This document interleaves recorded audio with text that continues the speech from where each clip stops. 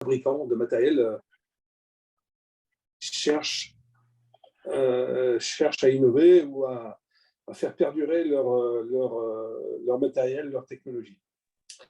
Et donc, pour ça, alors je vous demande 2 secondes, j'ai compris. Je vous propose de balayer donc, un peu tout le matériel du plongeur. Ce soir, je ne vais pas vous parler de technique de plongée, je ne vais pas vous parler de la plongée en étanche, de la plongée en recycleur. Ça, c'est Éric Charbonnier qui le fera. La plongée side mount ou autre. Je vais vraiment prendre le matériel de plongée loisir, classique, et voir derrière ce que nous proposent les fabricants.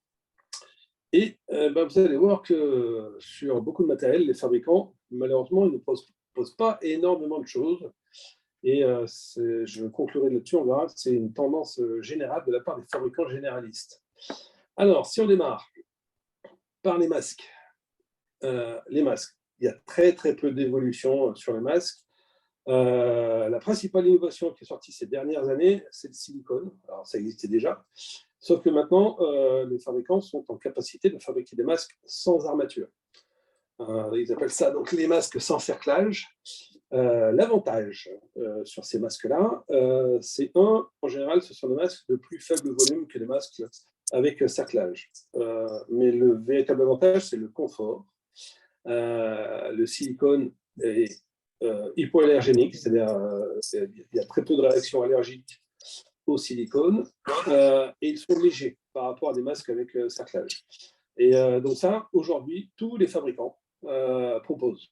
Un des premiers a été Bocha, ils les fabriquent dans toutes les couleurs maintenant, et ils suivent tous, que ce soit des grandes marques, comme des marques plus techniques, à population plus réduite. Voilà pour les masques.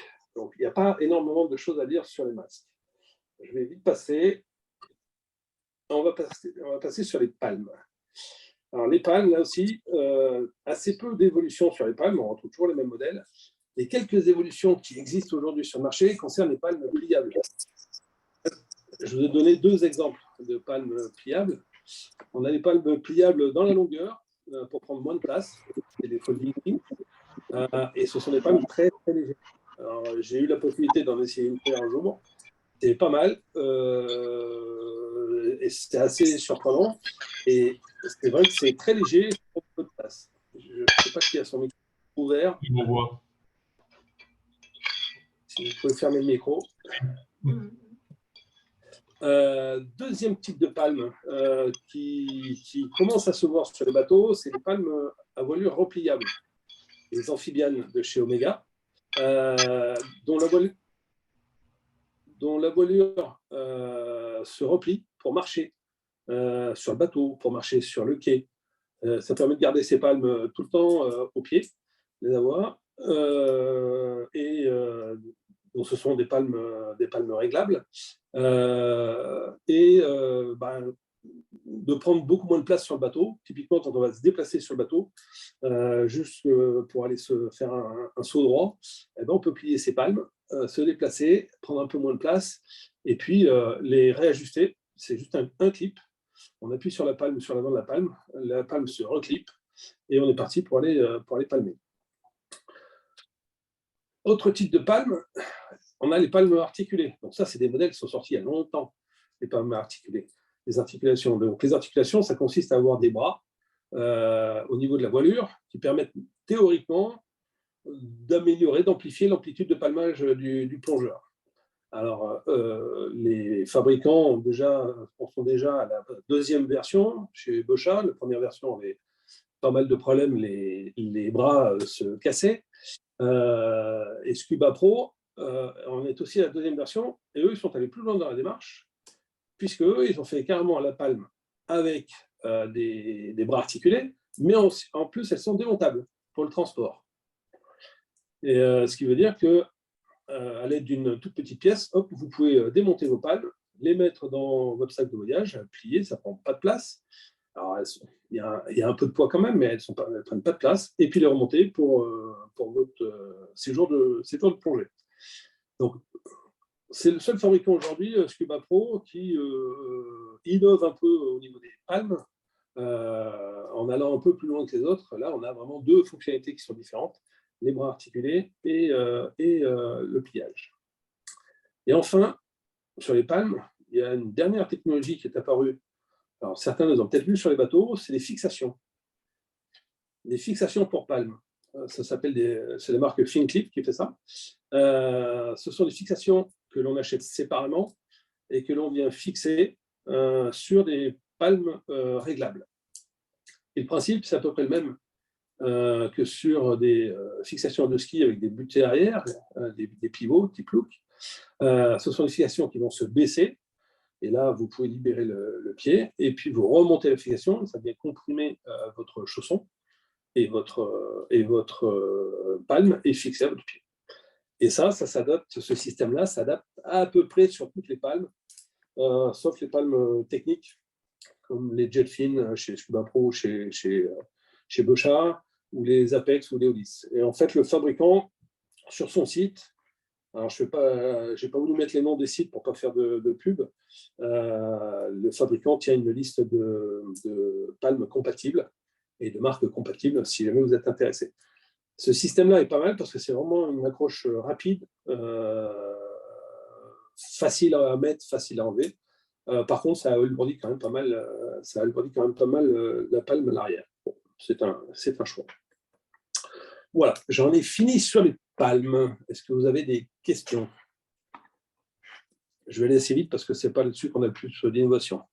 Ah, juste une question, c'est de ma part. Le coût, parce qu'il y a différentes technologies là, bon, on connaît tous à peu près le coût des palmes classiques. À peu près, c'est entre 60, 70, 80, 100 euros dans ces eaux-là. Par contre, avec les FinClip, là, ça engendre quoi comme coût, ce style de palme? Les FinClip, ça coûterait 60 euros. Je suis en train de regarder, il y en a en stock au Vieux Campeur, par exemple. Je fais de la pub, mais voilà. Voilà. C'est 60 euros la paire de FinClips. D'accord. Donc, okay. c'est pas extrêmement cher non plus. D'accord. OK. Bon, ça marche. Bon, s'il n'y a pas d'autres questions, ben on va continuer. Et les FinClips fonctionnent très bien parce que moi, j'en ai. Et ça t'évite de baisser des fois quand tu es en étanche avec tout un tas de matériel sur toi. C'est très agréable. D'accord. Ouais. Nous, dans le club, on a un plongeur qui utilise ça. Je lui ai posé la question, il en est très content. Voilà. Donc, c'est une facilité. Voilà, le truc, c'est voilà, lui, il trouve que ça lui alourdit un peu les palmes. Mais bon, quand il part en voyage. Mais au-delà de ça, il ne reviendra pas en arrière par rapport aux fixations en ressort. Ouais, moi, je les utilise essentiellement quand je suis en étanche. En fait. Et ça se fixe sur toutes les palmes réglables? Quasiment toutes. En fait, sur le site du fabricant, tu tapes FinClip sur Internet, sur le site du fabricant, il y a une liste de compatibilité avec soit les modèles, soit les marques. D'accord. OK, merci. En général, ils sont présents au salon. En fait. Pardon. Vas-y. En général, ils sont présents au salon, en fait. C'est bon pour les palmes? Okay. Allez, on passe au suivant. Donc, on referme nos micros pour laisser parler Laurent. Allez. On passe au gilet. Et alors là, autant vous dire, le gilet, en termes d'évolution, il n'y a rien. On va retrouver toujours chez les fabricants, je parle bien d'innovation, des nouveautés, ils en sortent tous les ans. Mais on a toujours les mêmes concepts. C'est une enveloppe, un dosseret ou une plaque et un harnais. Et après, que l'enveloppe soit enveloppante, qu'elle soit dorsale et autres, ça ne change rien. On a toujours un inflateur, on a toujours des purges. Il n'y a vraiment pas d'évolution en termes de technologie sur les gilets. Pour autant, il y a quelques années de ça, il y a eu des tentatives d'évolution sur le gilet. Je ne sais pas si certains d'entre vous ont connu le diodon. Le diodon, c'est le matériel qui est à gauche. C'est une société qui était à Salon. On l'a fait venir en 2015-2016 pour les Shamato Shamatech avec un exemplaire pour l'essayer. Bon, ça n'a jamais marché. On n'a jamais pu le présenter et ça ne marchait pas. Et le principe, c'était de dire, on se passe d'une stab, et c'est les deux coquilles que vous voyez, qui sont deux flotteurs élastiques, et qui vont se gonfler automatiquement avec un régulateur de pression qui est connecté au premier étage en moyenne pression, et qui va gonfler et dégonfler automatiquement en fonction de la pression à laquelle on est, de la profondeur à laquelle on est, pour être stabilisé. Et puis, l'utilisateur a le moyen, au travers de petits boutons, de dire s'il veut descendre ou s'il veut remonter. Et c'est le système qui pilote tout, entièrement. Donc, il y avait de l'électronique. Et c'est là où le bas a blessé, c'est que l'électronique ne marchait pas forcément bien. Et donc, pour ceux qui ont testé, alors, Francis Le Guen avait fait une vidéo là-dessus en essayant, disant que c'était un système qui était génial, on veut bien le croire. Nous, on l'a fait venir à Lyon, ce matériel, mais on n'a jamais pu le faire marcher. Mais semble-t-il, ça marchait pas mal. Bon, ils n'ont jamais réussi à le vendre, ça coûtait à peu près 700 €. Ils n'ont jamais réussi à le vendre, et la boîte, c'était une boîte qui fabriquait des produits en métal, a été liquidée en 2020. Donc voilà, au moins ils ont essayé, bon, ça fournit. Et puis là, il y a quelques mois, quelques semaines, il y a une boîte de Maui qui s'appelle Divablo, qui eux ont sorti un autre concept, plus de gilet, tout est embarqué dans la bouteille. Donc c'est le principe à droite là, et c'est le principe du poumon ballast. Vous avez une bouteille que vous allez remplir d'eau ou la vider de son eau. Et à droite, le plongeur utilise comment ça s'appelle comment ça s'appelle déjà? J'ai un trou. Une pompe, ah oui, voilà, c'est le principe de la pompe. À droite, il utilise une pompe électrique qui va emmagasiner de l'eau dans la bouteille pour alourdir le scaphandre et permettre au plongeur de couler. Et puis, à un moment donné, selon le volume d'eau qui va être mis dans la bouteille, ça va être à équipression avec la pression extérieure. Et là, le plongeur est stabilisé. Et puis, quand le plongeur veut remonter, sur sa gauche, il a un bouton de purge. Et il va pouvoir purger l'eau. Et donc, pour ça, il faut qu'il y ait des petits moteurs électriques. Et en purgeant l'eau, la bouteille va s'alléger. Vu qu'il a consommé du gaz, la bouteille est plus légère et il remonte. Là, on est sur des principes manuels, c'est-à-dire c'est le plongeur qui décide soit d'injecter de l'eau dans son scaphandre, soit de faire sortir l'eau. Et en fait, la bouteille que vous voyez, elle contient à la fois de l'air dans un sac qui est compressible et à la fois de l'eau. Donc, tout est embarqué dans la bouteille avec les deux petits appareils que vous voyez sur la droite et la gauche. Ça vient tout juste de sortir. On ne sait pas si c'est... Alors, il y a des vidéos, ça marche, ça a l'air de là. On ne sait pas si c'est encore une arnaque, parce qu'on a plein des arnaques pour récupérer des sous, pour faire des projets collaboratifs, et ainsi de suite. Bon, pour l'instant, c'est en devenir. Mais on reste quand même là sur un principe manuel. C'est quand même le plongeur qui décide d'injecter de l'eau dans son hydrotank. La bouteille s'appelle un hydrotank. Ou de purger sa bouteille. Alors que sur la gauche, on était sur un principe totalement automatique. Voilà. Hormis ça, sur les gilets, il n'y a rien. Les fabricants ne proposent rien. Rien de nouveau par rapport à ce qui existait avant 2020. Voilà sur les gilets. Avez-vous des questions? Oui, moi je voudrais savoir, l'hydrotank, là, il est en quoi? En alu. Le principe, c'est que la bouteille soit légère. Alors, le concepteur dit, vous n'avez plus besoin de lest, parce que comme la bouteille est légère, il n'y a plus de volume, et ainsi de suite, c'est par l'eau, l'injection d'eau dans le bloc, que vous allez alourdir votre bloc et que ça va vous faire descendre. Bon, oui. Encore une fois, après, il faut tester. Quid du devenir de la bouteille? Pardon? Quid du devenir de la bouteille si on la remplit systématiquement avec de l'eau de mer à chaque plongée? Oui, alors c'est de l'alu, d'accord, donc qui est moins sensible à l'eau de mer que l'acier. Mais oui, c'est pour ça que je te dis que c'est tout nouveau.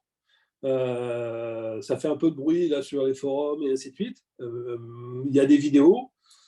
Quelle est la réalité du truc? On ne sait pas. On sait pas. Si on rajoute de l'eau, on va comprimer l'air. Si on rajoute de l'eau, on va comprimer l'air. En début de plongée, on va dépasser la pression de service. Alors justement, ces blocs-là sont faits pour être à 300 bars, c'est-à-dire qu'ils sont gonflés à 200. Ah, ok. Et ils sont faits justement pour pouvoir tenir des pressions de 300 bars. Bien, et la pression, en fait, ces blocs-là sont certifiés pour être à 300 bars en pression d'usage et en pression de service à bien au-delà. Oui, effectivement, il va y avoir une compression supplémentaire. Effectivement. Voilà. Mais encore une fois, ce principe-là, encore une fois, on voit des vidéos, personne ne l'a testé, et ça reste un principe manuel, parce que c'est quand même au plongeur d'injecter de l'eau ou de le purger. Bah oui et non quand même, parce que tu es quand même tributaire d'un moteur. Si le moteur lâche, tu ne peux plus vider ton eau. Non, excuse-moi, oui, tu as raison. Il y a en plus de l'électronique, il y a de l'électrique à l'intérieur. Bien sûr, tu es tributaire. Je suis d'accord. Tu peux plus remonter. Alors, la purge est manuelle. Donc, il y a un principe de purge manuelle quand même qu'ils ont laissé, justement. Mais ta question est pertinente, c'est qu'est-ce qui se passe si les moteurs ne marchent pas et ainsi de suite. Oui, mais si les moteurs ne marchent pas, on peut pas remplir d'eau. Mais pour vider d'eau, il y a une membrane caoutchouc. Enfin, ça existe dans d'autres domaines. Hein. Et c'est la membrane caoutchouc qui va repousser l'eau. De toute façon, il suffit d'ouvrir le robinet et l'eau s'en va et on remonte. Voilà, mais est-ce que tout va s'en aller? Est-ce que la pression de l'air à l'intérieur de l'eau sera suffisante? On va peut-être attendre les tests par la suite. Il y a une question aussi sur le lestage. Est-ce qu'il est dans la bouteille ou pas? Non, il n'y a plus de lest. Le concepteur vend le fait qu'il n'y ait plus besoin de lest. Alors, là aussi, il faut bien regarder dans quel contexte on est. C'est à Maui, l'eau est chaude. Donc, les combinaisons sont légères. Le lest n'est pas forcément énorme. Et ensuite, je ne sais pas en lac comment ça pourrait se comporter. Voilà. Mais le concepteur, et vous pouvez aller voir, hein, vous allez voir sur le site de Dive Aglo, vend le principe de dire vous n'avez plus besoin de lest. Plus besoin. Plus besoin de gilet, plus besoin de lest. C'est la liberté. Bon, ok, c'est un argument. Affaire à suivre. On va voir. Mais retenez que les fabricants majeurs ne font pas grand-chose. Aujourd'hui, ne publient pas grand-chose comme article, comme procédé sur des évolutions fondamentales du gilet, comme par exemple la gestion automatique du gilet. C'est ce qu'a essayé de faire Diodon, bon, avec un autre principe, mais aujourd'hui, l'utilisation, la gestion du gilet de la stabilisation reste, via la stab, reste manuelle à ce jour. Oui. D'accord. Avez-vous d'autres questions? Sinon, je passe au combi. Allez, on passe au suivant. Donc, on éteint les micros pour laisser parler Laurent. Allez. Alors, si on passe au combi, et bien là, c'est pareil. Les combis, c'est un peu la misère. Il n'y a vraiment pas grand-chose qui est fourni. Juste une remarque sur les combis humides. Aujourd'hui, vous ne trouverez plus de survestes neuves vendues par les fabricants. Ils considèrent aujourd'hui que les survestes fournissaient une protection thermique trop peu efficace par rapport à l'épaisseur de néoprène et au lestage à embarquer. Et aujourd'hui, la proposition va plutôt sur des souris qu'on met à l'intérieur de la combinaison, qui se font 1 ou 2 mm, avec capuche intégrée. Et donc, les fabricants considèrent que l'isolation thermique est bien meilleure et que du coup, le lestage est beaucoup moins modifié que par la présence de survestes. Bon, voilà, ça, c'était l'aparté pour les combinaisons humides. Je voulais juste faire un point, parce que ça commence à arriver, sur la notion de combinaison bio. On voit de plus en plus de modèles arriver, on fait des combinaisons bio, c'est à la mode. Et ce terme-là est utilisé pour les combinaisons à base de néoprène calcaire.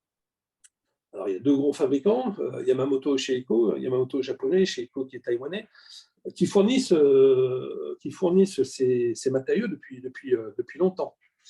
Et les fabricants commencent à l'utiliser. Avant, c'était vraiment les fabricants techniques. Maintenant, les généralistes commencent à l'utiliser pour vendre l'étiquette bio. Sauf que le néoprène calcaire, il n'est pas meilleur en termes d'écologie que le néoprène en pétrole. Il n'a rien de bio du tout. Je vous ai mis à droite les procédés de fabrication du néoprène. Le néoprène classique que l'on connaît à base de pétrole, il doit être distillé et puis après il doit être craqué pour former du butin-introdiène, peu importe. Le calcaire, pour le transformer, il faut utiliser du charbon de bois qu'on va chauffer à 1700 degrés et après il faut utiliser une quantité d'eau monumentale pour arriver à sortir de l'acétylène qui sera la base du néoprène. Donc ça, c'est de la chimie pure. Et puis on a du charbon et puis on a une consommation d'eau qui est monstre.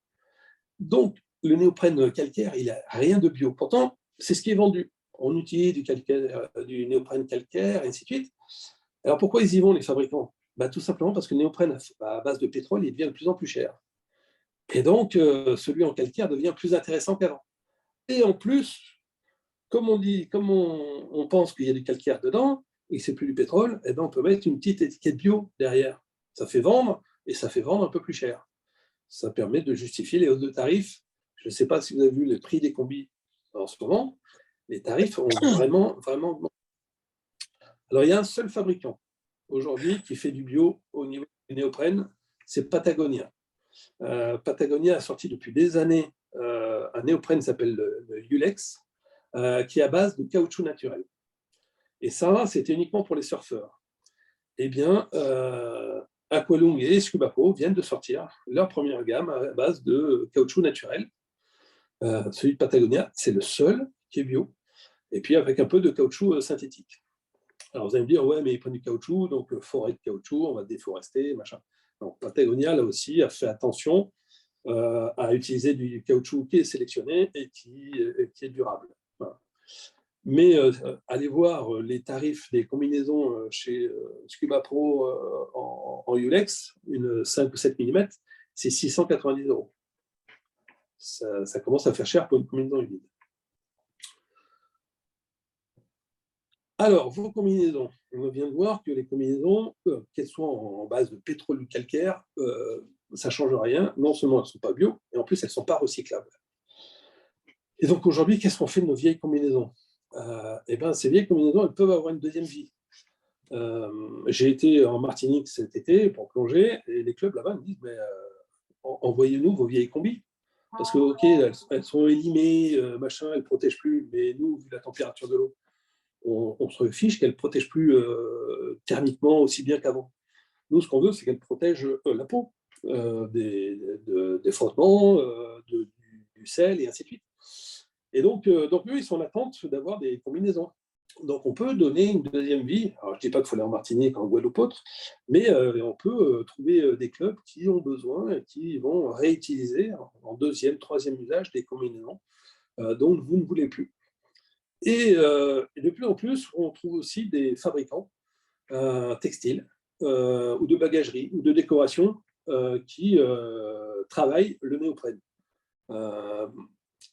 Et donc, commencent à se mettre en place des sociétés de recyclage de néoprène. Vous en avez deux en France, qui sont Théorum, c'est une boîte bretonne, et on a des centres de collecte, et on en a un à Lyon, au Vieux-Campeur.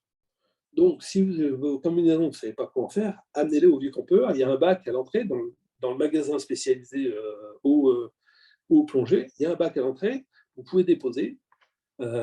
Et ça, c'est envoyé à Théorum, qui gère ensuite tout le recyclage de ce néoprène. Vous avez une boîte Sogoose, pareil, qui est spécialiste des combinaisons de surf et qui a mis en place un programme Seconde Vie, Second Life.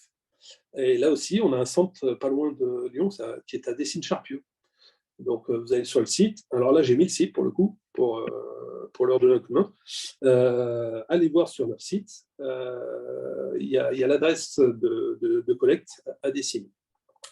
Il y a une boîte à Bagnols qui fabrique Captain Neo. Eux, ils fabriquent des sacs à main à base de combinaisons de plongée. Et alors, eux, les centres de collecte sont plutôt sur le pourtour méditerranéen, que ce soit dans le sud-ouest ou dans le sud-est. Donc là aussi, sur leur site, vous pouvez trouver, si vous descendez et vous voulez jeter vos combis, donnez-les. Et donc voilà, donc le message, c'est ne jetez plus vos combinaisons à la poubelle ou dans les déchetteries, ça va être brûlé, c'est une catastrophe. Donnez-les, donnez dans un centre de collecte. Et alors par contre, c'est que du néoprène. Pour tout ce qui est trilaminé et autres, ça pour l'instant, il n'y a pas de solution. Voilà pour les combinaisons. Avez-vous des questions? Pour continuer dans le recyclage des combinaisons, j'avais vu aussi une association, je crois c'était, qui récupérait les vieilles combinaisons et qui les découpait, qui en fabriquait des tapis de sol pour les SDF, pour leur donner, Tout à pour fait. avoir moins froid la nuit. Tout à fait. Alors, par contre, ce qui est un peu chiant, c'est que du coup, c'est à toi d'envoyer. Il n'y a pas de centre de collecte. C'est à toi d'envoyer la combinaison, voilà, et de payer le port, de t'embêter à faire ça. Donc, effectivement, j'ai hésité à les mettre, mais je me suis dit que si je les mettais, ça allait être compliqué. Ça allait être compliqué, je ne sais pas qui parle. Ça allait être compliqué de motiver les gens à recycler si on leur dit. Voilà. Mais tu as raison, cette boîte existe. Allez sur Internet, tapez recyclage néoprène, recyclage combinaison de plongée. Vous allez voir, il y a pas mal de sociétés qui font. Vous avez à Cassis, vous avez un petit artisan qui recycle du néoprène. Et donc, il a ouvert un site et il recycle du néoprène dans des bagages, dans des vêtements où il met des petits bouts de néoprène sur les épaules, peu importe, en décoration sur les vêtements. Voilà, donc, chacun essaie de trouver des petites solutions. Est-ce que c'est pérenne? Je ne sais pas. Est-ce qu'il gagne de l'argent? J'en sais rien. Mais il y a possibilité quand même de faire vivre une deuxième fois, troisième fois ces combinaisons, plutôt que de simplement les jeter. J'ai une question sur les t-shirts chauffants avec les résistances électriques étanches principalement. Est-ce qu'il y a des choses… Alors ça, je n'ai pas voulu en parler, mais pourquoi pas. Alors, oui, il y a des choses. En fait, il y a deux principes. Alors, le principe est toujours le même, c'est une résistance électrique qui est à l'intérieur d'un vêtement qui va rester, pour la grande majorité, il y a un cas particulier, qui va rester dans la grande majorité sec. Donc, effectivement, on peut mettre sous l'étanche. Et après, ces résistances, il faut les alimenter électriquement. Et donc, c'est là où il y a deux principes. Il y a soit la batterie intérieure. Et donc, par exemple, Marès a sorti un produit, Procéan a sorti un produit, où vous avez la batterie qui est à l'intérieur de votre combinaison. Le problème, si c'est à l'intérieur de la combinaison, il faut l'allumer avant de fermer la combinaison, ou sinon, ça va être compliqué de l'allumer pendant. Donc là, il y a une marque qui s'appelle Thermalution, qui a fait aussi un boîtier de commande qu'on met au poignet, et c'est vous qui déclenchez l'allumage ou l'extinction de la batterie depuis votre poignet. Donc là, vous n'avez pas besoin de tripatouiller votre combinaison. Parce qu'autant vous le dire, pour l'avoir vécu, moi j'avais un sous-vêtement Procéan, peu importe. Si je ne l'allumais pas au début de la plongée, j'étais incapable de trouver le bouton avec des gants étanches, avec la combinaison étanche, un pidou-pidou par-dessus et le truc dessous. Impossible. Voilà. Ensuite, vous avez le deuxième principe, où vous avez la batterie qui est extérieure.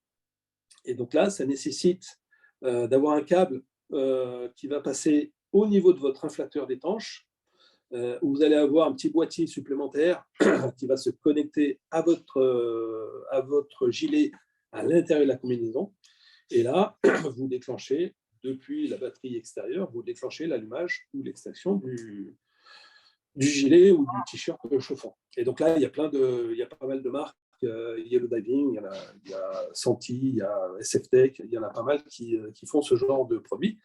Ça marche très très bien. Il y a des plongeurs qui font des longs paliers. Je ne sais pas s'il y en a ce soir, là, mais je crois en avoir vu quelques-uns. Ils ne peuvent pas s'en passer. Ils ne peuvent pas envisager de faire des longs paliers d'1h30, voire plus, sans un chauffage, même dans une eau à 400 degrés. Donc ça marche bien. Après, juste, je reviens sur les batteries qui sont intérieures. Ce sont des batteries lithium-ion. Les batteries lithium-ion, elles n'aiment pas l'eau du tout. Donc, votre combinaison étanche, elle a intérêt à être bien étanche. C'est-à-dire que si jamais il y a une fuite d'eau, alors une petite fuite d'eau, on s'en fout, mais une fuite d'eau massive, ou si jamais votre batterie part en court-circuit pour X raison, ça va flamber à l'intérieur de la combinaison. Donc après, vous avez le choix entre brûler et avoir un ADG à la remontée, si vous avez des longs paliers. Donc c'est pour ça que les plongeurs qui vont faire des longs paliers vont plutôt choisir des batteries extérieures que des batteries internes. Et j'ai répondu à cette question. D'autres questions sur les combinaisons? Attends, il y a peut-être une question là. Oui, mais là, non, la personne te dit merci. C'est Anso. Voilà. OK. Moi, Donc, en fait, je viens de voir une remarque, le coût de néoprène a augmenté. Oui, il a explosé. Aujourd'hui, je prends le cas d'une combinaison étanche basique. Vous n'allez pas trouver de modèle à moins de. Alors, le premier modèle, c'est chez Cercle, je crois qu'il a 890 €. Chez Scuba Pro, l'Everdry et l'Evertech que tout le monde a, elle est aujourd'hui à 1050 €. Je parle de tarif officiel. Hein. Avant, elle était à 650 € et elle a pris 50% d'augmentation. Aujourd'hui, pour trouver une combinaison étanche qui tient la route à moins de 1000 €, c'est compliqué. Et à 1000 €, vous avez l'Evertech qui est quand même pas terrible en termes de finition et autres. Ça fait quand même mal. Donc oui, le prix des combis a explosé. OK, merci Laurent. Laurent, juste une information pour toi. En fait, tu as présenté que le néoprène était fabriqué à partir du butadiène 1,3 et à partir du pétrole. Actuellement, le butadiène, moi je travaille dessus en fait, parce que je travaille avec Michelin en ce moment. Et en fait, on est en train de développer du butadiène bio, mais vraiment bio, parce qu'en fait, il ne vient pas du pétrole, mais il vient de l'éthanol qui est bio en fait. Donc, c'est en cours de truc. Et je sais qu'il y a des fabricants aussi de chaussures pour les semelles, tout ça, qui sont très intéressés. Donc, ça se développe quand même. Eh ben, tant mieux. Tant mieux. Mais voilà, c'est pas encore là, c'est pas encore mature. Donc, il va falloir attendre un peu. En fait, la remarque que je faisais, c'est que, comme tous les fabricants, hein, dès qu'il y a un nouveau concept qui arrive, on essaie de voir comment on peut mieux le vendre. Et là, c'est ce qui m'a un petit peu énervé, c'est avec le néoprène calcaire, ouais, c'est du calcaire, c'est de la pierre, c'est naturel, machin. Ma cache, sa fabrication, elle n'a rien de bio. Mais ça justifie l'augmentation de tarifs. Ouais. Et c'est ça, si tu veux, qui est un peu énervant, c'est qu'on est les dindons de la farce. On nous fait prendre des vessies pour des lanternes. Et donc, le jour où ce sera vraiment bio, ben, tant mieux. Mais aujourd'hui, ce n'est pas le cas. C'est dommage. Ben, le problème, c'est que les gens tablent là-dessus, alors qu'on devrait parler en termes d'ACV, vraiment d'analyse de cycle de la vie, de tout le truc. Et là, souvent, on a des déconvenus.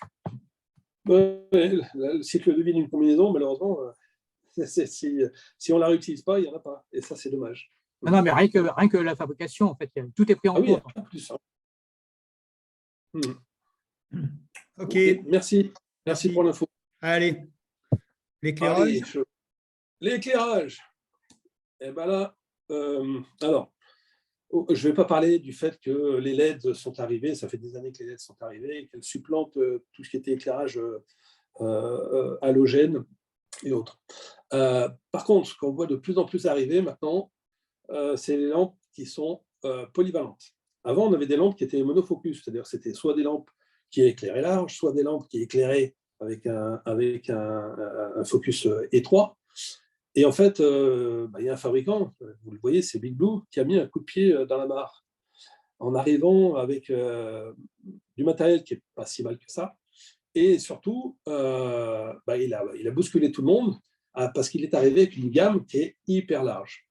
Et avec une gamme qui est technique, c'est les lampes avec des focus étroits, et avec des lampes à focus large pour la photo, la vidéo. Et puis, il y a plusieurs années de ça, ils sont arrivés avec les lampes à double usage, les lampes polyvalentes, à double focus. Et ça fait du mal. Ça fait du mal à Bersub, par exemple, qui a eu beaucoup de mal à remonter la pente. Et je parle de Bersub, pourquoi ? Parce qu'ils sont dans la région. Ils sont à Saint-Genis, pas très loin d'ici. Ça a fait du mal. Et ça fait du mal aux Italiens, ça fait du mal à certains fabricants polonais, parce que derrière, ils n'avaient pas ce matériel-là. Et Bersub a été Big Blue a été très bon en termes de marketing, a été très bon commercialement. Et c'est vite déployé. Et aujourd'hui, je vois, moi, sur les bateaux, plein de plongeurs qui ont des lampes double focus, alors qu'ils ne font pas de photos, ils ne font pas de vidéos. Mais ça leur permet d'avoir du multi-usage pour la plongée de nuit. Il n'y a pas besoin d'éclairer trop loin, mais plutôt large. Ça leur permet d'éclairer dans un fond de trou et d'aller loin, et ainsi de suite. Et de pouvoir les utiliser en lac. Au lieu d'avoir deux lampes, ils n'en ont qu'une. Et donc là, on voit de plus en plus de plongeurs qui n'étaient pas la cible initiale, mais qui s'équipent parce que ils ont trouvé une certaine polyvalence dans les lampes qui n'existait pas au préalable. Voilà. Et donc Berçu a remonté la pente, ça va un peu mieux pour eux, mais à une période où ils étaient vraiment pas bien. Donc voilà, donc maintenant la concurrence fait son œuvre, tant mieux. Mais ça fait du bien quand même de voir des fabricants. Alors, Big Blue, c'est une boîte américaine, mais elle fabrique en Chine. Ça fait quand même du bien de voir des fabricants, quel que soit le lieu de fabrication, qui mettent un petit coup de pied dans la mare et qui font bouger les fabricants historiques. Voilà. Je mets juste un petit avertissement sur les puissances annoncées dans les modèles. Ouais, ça fait 1200 lumens, ça fait 10 000 lumens, machin. Ça, c'est un folklore complet. Et puis parfois, c'est survendu. Je vais prendre l'exemple des lampes polyvalentes. Si vous prenez la VTL 11000 que je vous mets ici, c'est 11 000 lumens. 11 000 lumens, ça dépote. Oui, mais ça dépote, mais c'est en éclairage vidéo. Donc, ça veut dire que ça éclaire très large, ça éclaire très fort, large, sans point chaud, c'est génial pour la vidéo ou la photo, mais ça éclaire très court. Maintenant, si vous voulez éclairer loin, là, la puissance, elle tombe à 1300 lumens. Si on se met en focus étroit.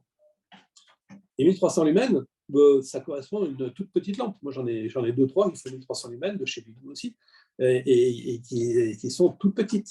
D'accord ? Donc là aussi, il y a des effets d'annonce, c'est du marketing, on l'appelle comme on veut. Oui, il y a bien les 11 000 lumens chez Big Blue, il n'y a pas de problème, mais c'est dans un usage bien particulier. Après, il y a là aussi de plus en plus de lampes chinoises qui arrivent sur le marché, avec là aussi des annonces 2000 lumens et autres. Ça en est loin. Moi, j'ai de quoi tester à la maison les éclairages, je peux vous dire que ça en est assez loin. Peu importe, encore une fois, ça fait bouger tout le monde et ça offre du choix. Et surtout, aujourd'hui, on est capable de s'équiper avec des petites lampes, 1300 lumens, pour 170 €, 150, 170 €.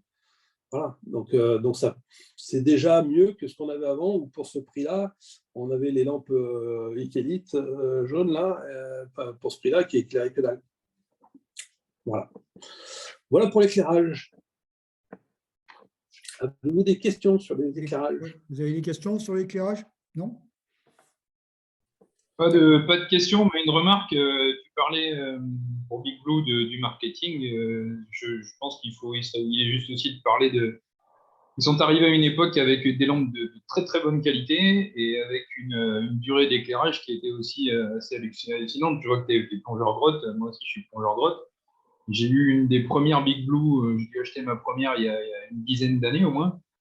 Et avec la puissance maximum, des temps d'éclairage de 2h à 2h30, c'était à l'époque hallucinant. À puissance maximum. La puissance max. Et à puissance moyenne, elles tiennent 6 à 10 heures. Exactement. Ce qui n'existait pas avant. Alors avec les halogènes, ça ne pouvait pas exister parce que c'était le principe des halogènes que de consommer beaucoup pour restituer peu. Avec les LED, la consommation est moindre et puis il y a une meilleur éclairage. Mais oui, ils sont arrivés, et c'est encore le cas aujourd'hui, avec des modèles dont l'autonomie est à minima de 2 heures à puissance max. Et même sur des petits modèles. On prend les petits modèles chez Big Blue à 1300 lumens à 170 €, ça tient 2 heures. Donc, avec une batterie en plus, enfin avec un accu, une 18650, qui coûte 10 € dans le marché. Donc je pars en week-end, soit je fais mon week-end avec une seule batterie, soit je n'ai même pas besoin de prendre un chargeur, je prends un deuxième accu à 10 € et je fais tout mon week-end avec. Ça, c'est un bonheur. Et pour les plongeurs soutes, en termes de sécurité, là aussi, c'est un bonheur que de savoir que sur les 3 lampes minimum qu'on va emporter, elles tiennent tous à minima 2 heures à puissance maxi et plus de 6 heures à puissance moyenne et plus de 12 heures à puissance mini. Et ça, en termes de sécu, c'est un bonheur. Et donc, oui, là, pour le coup, Big Blue, là aussi, a fait, tu as raison de le faire remarquer, je n'y avais pas pensé, mais a mis un grand coup de pied dans la fourmilière, là aussi. Parce qu'avant, rappelez-vous, ce n'était pas des accus, fallait recharger. Et Berçu continue encore avec ça, il fallait recharger avec un chargeur et qu'on branchait au cul de la lampe. Et si l'accu ne marchait plus, c'était retour chez le fabricant. avec des coûts associés. OK, Ça marche. je passe aux ordinateurs. Allez, à ordinateur. Ah oui. Ben voilà, comme vous connaissez mon appétence sur les ordinateurs, je vais passer un peu plus de temps. Alors, les ordinateurs, j'ai fait le choix de vous parler des derniers modèles qui sortent dans le moyen de gamme, voire le haut de gamme. Je ne parle pas du bas de gamme. Et je vais faire d'abord les grandes marques. Chez Aqualung est sorti je crois que c'était il y a 2 ans, 3 ans, le modèle i330R. C'est un modèle moyen de gamme qui fait air et nitrox confirmé, 3 gaz. Alors que tout son reste de la gamme, lui, il y avait le i770 qui était en couleur, puis tout le reste qui était en noir et blanc. Je vais juste faire le balayage. Chez Marès est sorti il y a quelque temps le Genius, c'est le successeur de l'Icon, qui est en couleur et qui est Trimix. Donc l'Icon était Nitrox. Et va sortir fin d'été la Sirius au format montre, qui est là aussi en Trimix. Sachant que le reste de la gamme, l'Icon est sorti de la gamme, le reste de la gamme est tout en noir et blanc, enfin sans couleur. Chez Scuba Pro vient de sortir le G2 Tech. Pardon, alors excusez-moi, Marès, le Sirius, elle est sortie, autant pour moi. Chez la Sirius, elle est sortie. Chez Scuba Pro vient de sortir le G2 Tech. Le G2 Tech, c'est l'ordinateur couleur chez Scuba Pro. Le G2 existe depuis plusieurs années. Eh bien, ils viennent de sortir le G2 Tech. C'est exactement le même, mais il s'appelle Tech. On verra tout à l'heure pourquoi. Et va sortir, donc c'est eux qui vont sortir fin d'été, le Luna 2. C'est l'évolution du Galileo Luna, qui est en couleur. Donc fin d'été, il est prévu. Et qui lui sera Nitrox Conf. Chez Sunto, il y a un seul modèle qui est nouveau. C'est Leon Steel Black. C'est une évolution de Leon Steel. Alors vous allez me dire, mais pourquoi je vous présente ces modèles-là? Tout simplement parce qu'ils ont la particularité d'être tous en couleur. Tous. Aujourd'hui, la couleur, ça va devenir par défaut l'affichage standard des ordinateurs. Alors que le reste de la gamme, chez Aqualung, il y a le i770, qui a 3-4 ans de mémoire, mais chez Marès, il n'y a pas d'ordinateur en couleur dans le reste de la gamme. Chez Scuba Pro, il y a le G2, le prédécesseur du G2 Tech. Et chez Sunto, il y a toute la série Eon, soit les styles, soit les corps, et LD5. Qu'est-ce qu'ils ont comme autre caractéristique, ces ordinateurs? C'est que, habituellement, chaque marque a son propre algorithme de calcul. Chez Aqualung, c'est le pélagique. Alors, le pélagique, il faut savoir qu'Aqualung a racheté Océanic, les ordinateurs océaniques, qui étaient fabriqués par Pélagique. Pélagique, c'était un concepteur d'ordinateur et d'algorithmes de décompression, de désaturation, et c'est basé sur du Bullman. Chez Marès, l'algorithme maison, c'était le RGBM. Chez Scuba Pro, l'algorithme maison, c'est le ZHCZL adaptative et à microbulle. Et chez Sunto, l'algorithme maison, c'était le RGBM. Après, ils ont sorti la bouse, le Fused, dans sa version 1, qui était une catastrophe. Et la version 2, qui a un peu amélioré les choses dans le plongée loisir, mais qui reste une catastrophe en plongée Trimix. Et tous les nouveaux ordinateurs qui sortent sont en Bullman. Tous. Donc, toutes les marques basculent sur l'algorithme Bullman plus Guardian Factor. Donc, je ferai un petit peu plus après pour vous expliquer ce que c'est. Et quand ce n'est pas en direct, ils le laissent en proposition. C'est-à-dire chez Scuba Pro, ils disent, bon, on a toujours notre algorithme, mais on vous propose aussi du Bullman plus le Guardian Factor.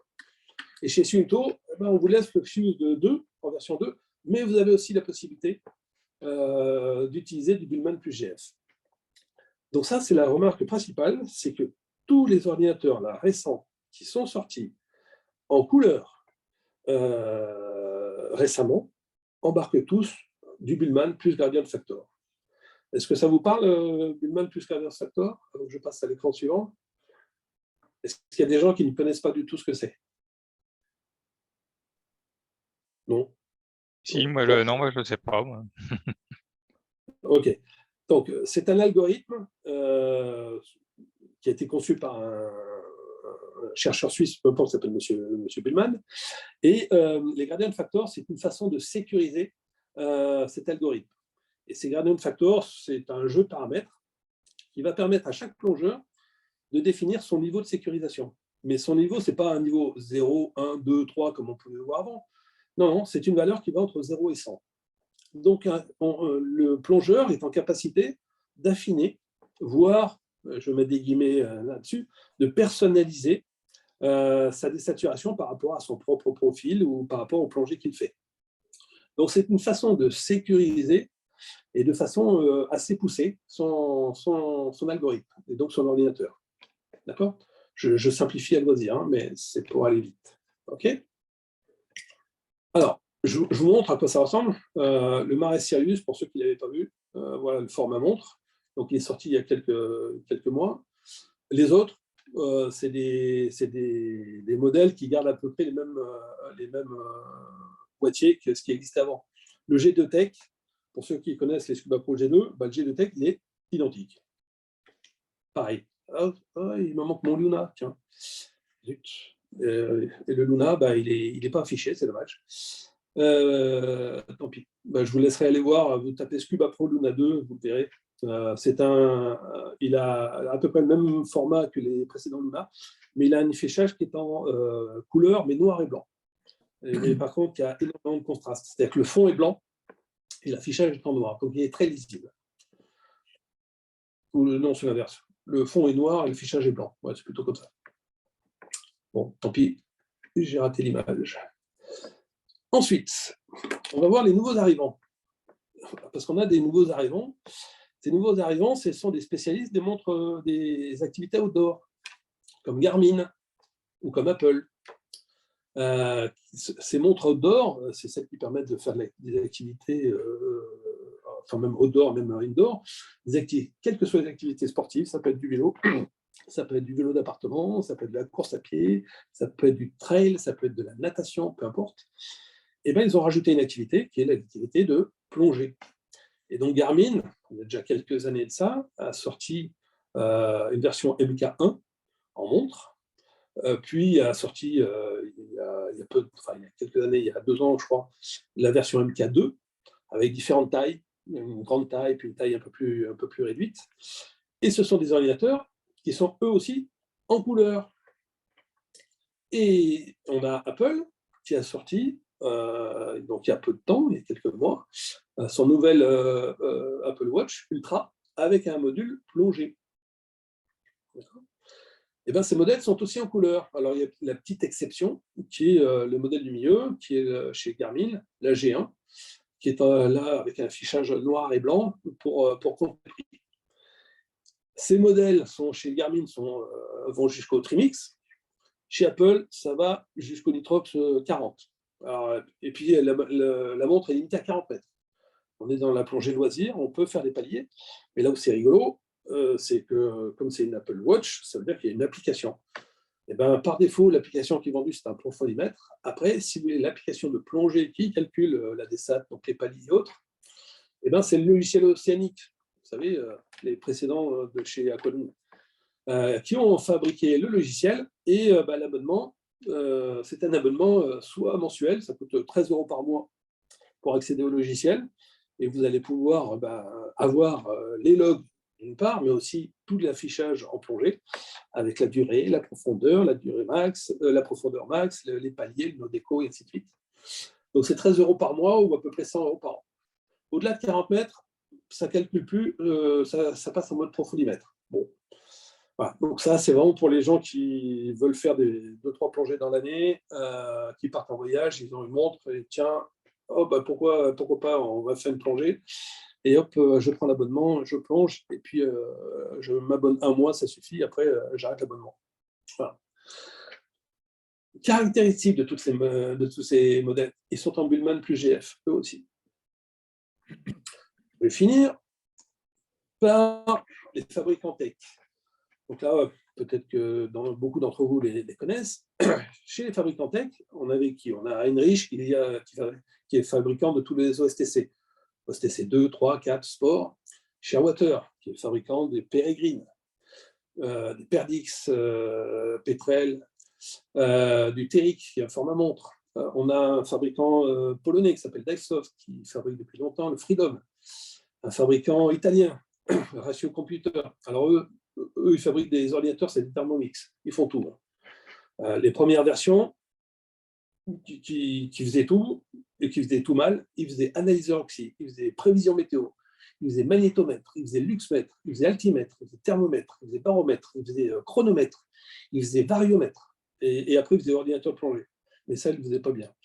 Les versions suivantes, maintenant, les versions 2 sont un peu mieux. Ils font de la plongée et de l'analyseur oxy.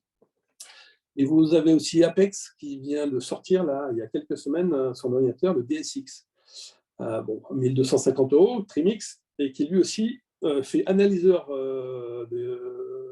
d'oxygène. Et dans la boîte, est vendu dans la boîte, avec l'ordinateur, est vendu le câble pour faire l'analyse d'oxygène. Tous ces ordinateurs, chez les fabricants tech, et depuis Heinrich avec le STC en 2010, et les autres sites, sont tous en couleur. Et en fait, c'est eux qui ont tiré le marché vers la couleur pour les généralistes. Parce qu'en 2011, 2010, 2011, il n'y avait pas un seul ordinateur couleur. Heinrich a commencé, puis après Shearwater, et puis après, enfin même Shearwater en même temps qu'Heinrich, et après les autres sont arrivés, ils ont tous mis de la couleur. Tous. C'est tous des ordinateurs Trimix, quasiment. Il y a Shearwater qui a fait un grand coup avec le Peregrine en 2020, en sortant un ordinateur couleur pour les plongeurs Nitrox-Conf à 540 €. Ça n'existait pas sur le marché. Et aujourd'hui, vous voyez un paquet de plongeurs avec un Peregrine, et tant mieux, c'est un super ordinateur. Tous ces ordinateurs sont couleur, et tous ces fabricants-là ont obligé les fabricants généralistes à se bouger les fesses et à eux aussi sortir des ordinateurs couleur. Mais ils y ont mis le temps. Le premier qui a été, c'est Mares, avec l'Icon. Scuba Pro est venu avec le G2, mais beaucoup, beaucoup plus tard. Mais ils y sont allés tout doucement. Et deuxième caractéristique, ils embarquent tous du Bullman plus GF. Tous. Il n'y a que le ratio italien qui en propose en plus le VPM. Tous embarquent du Bullman plus GF. Et là aussi, c'est eux qui ont tiré le marché pour que les généralistes aillent vers du Bullman plus GF, même pour de la plongée de loisirs. Avant, cet algorithme était réservé aux plongées tech, Trimix, recycleurs, machin. Et bien maintenant, on retrouve cet algorithme pour les plongeurs loisirs. Donc, ça veut dire que si le marché a bougé, le marché des ordinateurs a bougé, ben c'est bien grâce à ces petits fabricants tech qui ont obligé, et notamment Shearwater avec le Peregrine, a obligé les fabricants à se bouger les fesses. Je vais faire une petite remarque sur les tarifs. Les tarifs, là aussi, ont explosé. Si je prends un Perdix ou Petrel, quand ils étaient vendus au début, ils étaient vendus, par exemple, en 2016, ils étaient vendus autour de 650 €. Alors, vous allez me dire, il y a l'inflation. OK. Aujourd'hui, un Perdix, c'est plus de 1 000 €. Les prix ont explosé. Donc, ça devient compliqué d'acheter un ordinateur Trimix à un prix raisonnable. Ça existe encore. Ça existe encore chez Divesoft, ça existe encore chez Heinrich, mais ça devient compliqué. Les tarifs ont explosé. Pourquoi ? Parce qu'ils ont utilisé la justification des composants électroniques qui avaient pris une augmentation de prix énorme. Je vais finir là-dessus en disant on vient de voir que tous les ordinateurs là, qui sont sortis, même, et c'est ça la grande nouveauté, même chez les fabricants généralistes, tous les ordinateurs couleurs qui sortent, ça intéresse les plongeurs. Parce que ça a une lisibilité bien meilleure qu'un ordinateur en noir et vert, comme on peut les avoir. Donc, ces ordinateurs sont en couleur, c'est sympa, avec un tarif qui n'est même pas donné, mais ils utilisent tous un algorithme Bullman plus GF. Et ça veut dire que pour les moniteurs qui sont là, il va falloir qu'on intègre la formation des plongeurs. Dans la formation des plongeurs, il va falloir qu'on intègre cet algorithme Bullman plus GF et expliquer ce que c'est que des gradient factors, comment ça fonctionne et quels sont les réglages qui pourrait fonctionner. Parce que je vous ai fait un petit tableau ici pour vous donner les réglages par défaut qui sont livrés par les fabricants.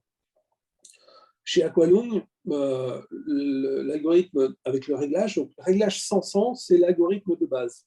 Plus les chiffres sont bas, je vais simplifier encore, plus les chiffres sont bas, plus l'algorithme est sécurisé. Donc 90-90 est moins sécurisé qu'un 85-85. Donc ça, j'ai pris toutes les notices. Chez Scuba Pro, comme toujours, c'est la boîte noire, eux, ils ne fournissaient aucune information. Malgré qu'ils aient embarqué de Billman plus GF, on ne sait pas par défaut ce qu'ils livrent. Malheureusement, je n'en ai pas sous la main, donc je ne peux pas les regarder, mais la notice ne dit rien là-dessus. Mais quand même, si on regarde deux fournisseurs qui fournissent, l'un, Leon Steel, Sunto, eux, par défaut, ils fournissent en 30-70. Bon. Et le ratio, lui, il fournit en 93-93. Si on a deux plongeurs qui font la même plongée, par exemple, une plongée à 40 mètres pendant un quart d'heure, avec des réglages par défaut, bah, le plan de sortie, donc toute la partie DTR et palier, ça ne sera pas du tout la même chose. Mais alors vraiment pas du tout la même chose. Pourquoi ? Bah, parce que les réglages sont absolument pas identiques. Et donc, on a un Sunto pour lequel on va avoir des paliers qui vont commencer bas et puis des paliers qui sont proches de la surface qui vont être assez longs. C'est le 30-70. Et avec un ratio qui va avoir des paliers qui vont être faits assez proches de la surface et qui vont être plutôt courts. C'est le 93. Donc, ça va être un peu le bordel. Donc ça veut dire qu'il va falloir que vraiment, les moniteurs se forment, si c'est le cas échéant, et surtout après que les plongeurs soient formés à l'utilisation de ces paramétrages et à la connaissance de cet algorithme, parce qu'aujourd'hui, les ordinateurs et même les fabricants généralistes vont vers l'algorithme Billman plus GF. Alors après, est-ce que c'est bien, est-ce que c'est pas bien, j'en sais rien. Est-ce que c'est un phénomène de mode ? Il y a une époque où la mode, c'était l'RGBM et le VPM. Il fallait que, ça c'était dans les années 2000 jusqu'à 2010, 2015, il fallait absolument que les ordinateurs soient RGBM, VPM. On en revient un peu sur ça, et aujourd'hui, l'algorithme qu'elle vend en poupe, c'est l'algorithme GF. Je ne sais pas si c'est mieux ou pas, j'en sais rien. J'ai mon avis perso, mais c'est que mon avis perso. Mais pour autant, c'est un fait qu'ils sont installés sur les ordinateurs et il va falloir faire avec, il va falloir qu'on explique ça dès le niveau 2. Dès le niveau 2, si vous avez un utilisateur qui prend un plongeur qui prend un Aqualung, le i330R, qui est à 380 € en tarif usine, il va falloir lui expliquer comment il fonctionne sur l'ordinateur et comment on le règle au mieux. Parce que 90-90, pour le niveau 2, ça ira. Mais quand il va grandir, quand il va passer à un niveau 3 et plus, 90-90, ça risque d'être un peu juste en termes de sécurisation. Voilà, j'en ai fini sur les ordinateurs. Alors, Laurent, le message est passé. T'inquiète pas, on réfléchit à la commission technique régionale et même nationale à ce que tu viens de dire. C'est très, très intéressant. Donc, il y a un groupe de travail qui est justement là-dessus, qui est mené par Hervé Cordier, entre autres, hein, et puis d'autres personnes que les gens connaissent. Autre petite question, c'était quoi la question que j'avais là ? Ah oui, quid des carnets dématérialisés téléchargeables à partir des ordi les plus courants? Celui du site de la FFSM est-il comparable à YourDive? Est-ce l'avenir? Alors, je ne vais pas parler celui du site de FED, je suis désolé, je ne l'aime pas du tout. Enfin voilà, peu importe, je n'aime pas du tout comment il est foutu, je n'aime pas du tout comment il marche. Donc, je ne l'utilise pas, donc je ne saurais pas dire. Moi, aujourd'hui, à titre d'exemple, et je ne dois pas être le seul, j'utilise Subsurface, qui est un carnet dématérialisé qu'on peut mettre sur le cloud et qui est accessible sur un PC, sur un Mac, sur un ordinateur sur Linux, sur téléphone, iPhone, Android. Voilà. Et donc, moi, j'ai tout mon carnet là-dessus et je transfère ça directement de mes ordinateurs qui sont en Bluetooth. Le transfert se fait en Bluetooth. Voilà. Donc, je ne saurais pas répondre par rapport à celui du site de la FED, dans le sens où, quand il est sorti, j'ai commencé à l'utiliser et vu les galères que j'ai eues, j'ai vite arrêté. Désolé de ne pas pouvoir aller. Ouais, non, c'était une question. Attends, il y a une autre question qui arrive sur le même sujet. Subsurface fait partie de la communauté de chercheurs européens pour remonter les données thermiques. C'est quoi les données thermiques?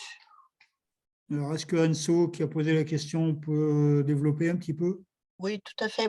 Bonsoir à tous. J'avais rencontré, moi, une personne qui bossait pour YourDive et finalement qui m'avait convaincu de l'utiliser à l'époque parce que les éléments, notamment de la position géographique et des températures relevées par les ordinateurs compatibles, étaient transmises à une communauté de chercheurs marins de façon à obtenir un nombre très important de statistiques pour évaluer notamment le réchauffement des eaux. Le Et réchauffement j'ai climatique. commencé à faire ça. Alors, entre nous, ça fait de nombreuses années que je n'utilisais plus aucun carnet papier. Quand on commence à cumuler, on ne sait même plus quoi écrire dedans. Mais finalement, j'ai recommencé à télécharger, ne serait-ce que pour une contribution globale. Donc, c'est Oui. pour ça que si Subsurface fait la même Alors, chose, pourquoi pas, mais... non, Subsurface ne le fait pas. Subsurface, c'est à la fois un carnet, mais aussi maintenant un simulateur de plongée, qui est plutôt pas mal. Mais non, il ne fait pas ça. Il fait pas ça. Par contre, tu peux te géolocaliser avec Subsurface, faire pas mal de choses, mais je doute. Alors, les informations de température de l'eau lors de la plongée sont évidemment récupérées dans Subsurface, mais aujourd'hui, je doute que la communauté des développeurs ait prévu de faire des échanges ou quoi que ce soit avec ces données-là. Et sur la notion de la signature des plongées à distance, apparemment, je crois que vous avez... la Fédé argumente là-dessus pour essayer de nous faire basculer dessus, mais... Oui, je ne sais pas si tu as vu. Tu as reçu un mail, normalement, j'ai reçu un mail aujourd'hui de la Fédé pour vous expliquer comment ça marche parce que ça ne marchait pas. Et là, ils viennent de redonner. Le mail a été envoyé aujourd'hui, cet après-midi, je crois. 16h20 cet après-midi. Et le mail s'appelle Validation des plongées en tant que moniteur FFE-SSM. Voilà. Exactement. Parce que ça ne marchait pas. Et donc maintenant, ça commence à marcher. C'est pour dire. Enfin bon, on en est loin quand même avec le carnet de la Fédé. Mais c'est bien qu'il y aille, mais il y a encore des manques de tests là-dessus. Oui. Parce qu'à utiliser, c'est un peu le bail. Autre question pour terminer peut-être là-dessus, pour en développer longtemps. On s'oriente de plus en plus vers des recherches par induction et comment dire, et par d'autres moyens, plutôt qu'avant où c'était des recharges, où on mettait des prises. C'est ça? Aujourd'hui, oui, la recharge par induction, que ce soit les Shearwater, ça le fait. La plupart, aujourd'hui, c'est ça. C'est intéressant pour les fabricants parce qu'en fait, ils n'ont pas comme ça de problématique d'étanchéité. D'accord. Que ce soit avec une prise ou que ce soit avec un accu à sortir et à changer.